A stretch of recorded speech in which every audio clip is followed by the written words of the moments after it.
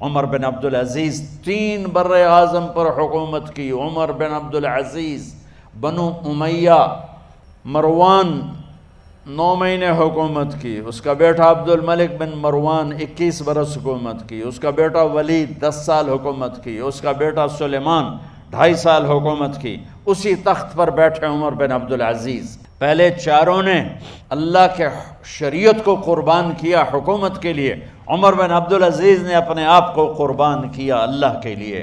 حکومت کو پاؤں کے تلے رکھا اور اللہ کی رضا کو سامنے رکھا. کیسی سلطنت کی؟ جب گورنر تھے تو 60 اونٹوں پہ سامان چلتا تھا. جب امیر المومنین بنے تو بچے کہنے لگے ماں سے، بچے بچیاں 12 تھے، ماں سے کہنے لگے کہ عید کا موقع آ رہا ہے، ابا سے کہو ہمیں نئے کپڑے تو لے کر دیں. ان کی ماں کا نام ہے فاطمہ، بچوں کی ماں کا نام فاطمہ بنت عبد الملک. یہ دنیاوی سٹیٹس میں سب سے بڑی خاتون گزری ہے. آج تک اس کے لیول کی کوئی عورت نہیں آئی. دادا بادشاہ، باپ بادشاہ، 4 بھائی بادشاہ، 6 خامند بادشاہ، 7 نسبتوں سے یہ عورت شہزادی رہی ہے. حضرت عمر گھر آئے، بیگم نے کہا بچے کپڑے مانگ رہے ہیں. حضرت عمر کہنے لگے میرے پاس تو پیسے نہیں ہیں، تنخواہ میں تو مشکل سے روٹی پوری ہوتی ہے، کہاں سے لے کر دوں؟ تو تھوڑی دیر خاموش رہیں. بیگم پھر کہنے لگی آپ ایسا کریں، اگلے مہینے کی سیلری ایڈوانس لے لیں، اس سے میں کپڑے لے لیتی ہوں اور روٹی کا خرچہ میں مزدوری کر کے گھر بیٹھے مزدوری کر کے چلا لوں گی، آپ 1 مہینے کی تنخواہ ایڈوانس لے لیں. حضرت عمر بن عبدالعزیز واحد خلیفہ ہیں جن کے دور میں 3 بر اعظم میں زکوٰۃ لینے والا باقی نہیں بچا تھا. یہاں لاہور بھی ان کی حکومت کے نیچے تھا، جنوبی اسپین فرانس ان کی حکومت کے نیچے تھا، کاشغر تک ان کی حکومت کے نیچے تھا، استنبول کے دروازوں تک ان کی حکومت تھی. 3 بر اعظم میں ایک آدمی زکوٰۃ لینے والا نہ بچا. اور اپنا حال یہ ہے کہ بیگم سے کہہ رہے ہیں پیسے کوئی نہیں، کپڑے کہاں سے لے کر دوں؟ اور بیگم طریقہ بتا رہی ہے کہ آپ اگلے مہینے کی تنخواہ ایڈوانس لے لیں، اس سے میں کپڑے لے لوں گی اور چولہے کا خرچہ، روٹی کا خرچہ میں گھر بیٹھ کے مزدوری کر کے کما لوں گی. تو حضرت عمر کہنے لگے ہاں یہ ٹھیک ہے. باہر آئے وزیر خزانہ مزاحم، انہیں بلایا کہ بھائی ہمیں اگلے مہینے کی تنخواہ ایڈوانس چاہیے. یہ تنخواہ والے لوگ بیٹھے ہوئے تنخواہیں لیتے ہیں. اس نے کاغذ قلم آگے رکھ دیا، کہا حضرت یہاں لکھ کے دے دیں آپ 1 مہینہ زندہ رہیں گے میں تنخواہ دے دیتا ہوں. اب مجھے لکھ کے دے دیں آپ 1 ماہ زندہ رہیں گے میں آپ کو تنخواہ دے دیتا ہوں. چپ کر کے اٹھے، ایک لفظ نہیں بولے، گھر گئے. حضرت اپنی بیگم فاطمہ سے کہا بیگم بچوں سے کہہ دو کہ باپ کے پاس کپڑے لے کر دینے کی سکت نہیں ہے. اور خزانے ایسے بھرے پڑے تھے کہ زکوٰۃ لینے والا کوئی نہیں تھا. عید کی نماز ہوئی، نماز کے بعد جب ساری فیملی ملنے آئی اور بچے بھی ملنے آئے تو ان کو دیکھ کر ان کی آنکھوں میں آنسو آ گئے. کہنے لگے بچوں آج تمہیں دکھ تو ہوگا اپنے باپ پر کہ ایک جوڑا کپڑا بھی لے کر نہ دیا عید کا.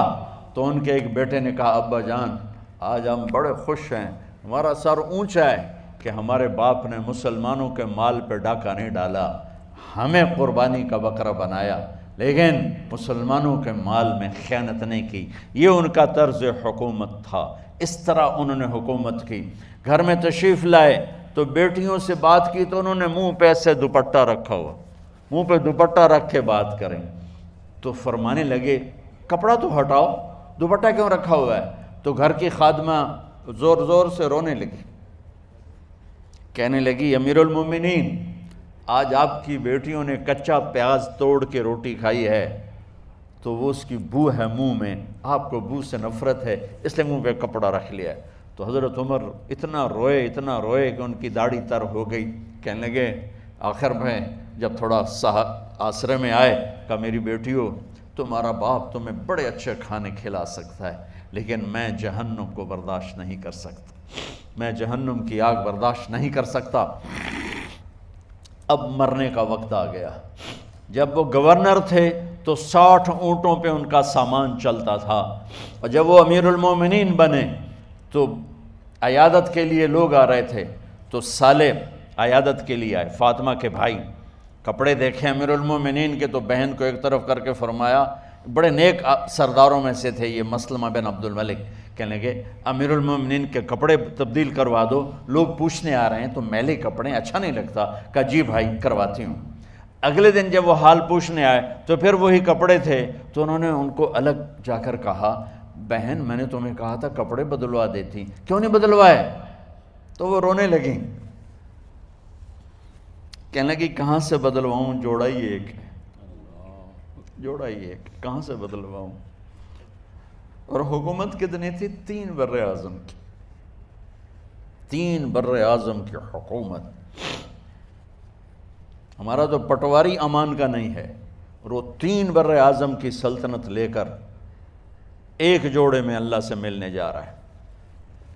ان کو زہر دیا گیا، جب ان کی موت کا وقت قریب آیا تو انہوں نے رجا بن حیوہ کو بلایا، سننے والی بات ہے بچوں، ان سے فرمانے لگے سنو میں نے 3 بادشاہوں کو قبر میں اتارا، اب بچیاں تو قبرستان جاتی نہیں، ہم تو اپنے ہاتھوں سے قبر میں اتارتے ہیں اور اوپر مٹی ڈالتے ہیں اور اوپر اینٹیں ڈالتے ہیں اور پھر منو مٹی میں دبا کے واپس آتے ہیں، یہ منظر آپ بچیوں کے تو دیکھنے کا بھی نہیں ہے۔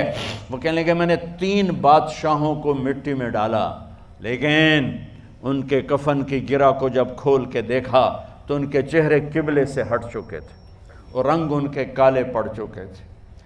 ولید بن عبد الملک، سلیمان بن عبد الملک، عبد الملک بن مروان، عبد الملک باپ، ولید بیٹا، سلیمان بیٹا، یہ تینوں کا ان کے چہرے کالے ہو گئے تھے اور ان کا قبلے سے منہ پھر گیا تھا۔ اب میں مرنے لگا ہوں، مجھے پہلے ضرور چیک کرنا کہ میرا اللہ میرے ساتھ کیا کرتا ہے۔ پہلے تینوں کی ظلم کی حکومت تھی، ان کے چہرے قبلے سے کیوں ہٹ گئے؟ آپ کو عجب بات بتاؤں، ولید بن عبد الملک روزانہ تہجد میں کھڑے ہو کے 10 سپارے پڑھتا تھا، 10 سپاروں کی تلاوت تہجد میں کرتا تھا کھڑے ہو کے، اور قبلے سے چہرہ ہٹ گیا۔ سلیمان بن عبد الملک تہجد گزار، چہرہ قبلے سے ہٹ گیا، ظلم کیا، ظلم کیا، ظلم کیا، خون کو پانی بنا دیا، حکومت پر شریعت کو قربان کیا، رشتے ناتوں کو قربان کیا۔ اللہ نے قبلے سے چہرے، نمازیں منہ پہ مار دی، روزے منہ پہ مار دیے، حج زکاتیں منہ پہ مار دی، تہجد ان کے منہ پہ مار دی، اور ان کے چہروں کو قبلے سے ہٹا دیا اور رنگ کالے کر دیے۔ عمر بن عبدالعزیز نے اسی سلطنت کو عدل سے بھر دیا، اسی سلطنت کو عدل سے بھر دیا۔ جب ان کا انتقال ہوا،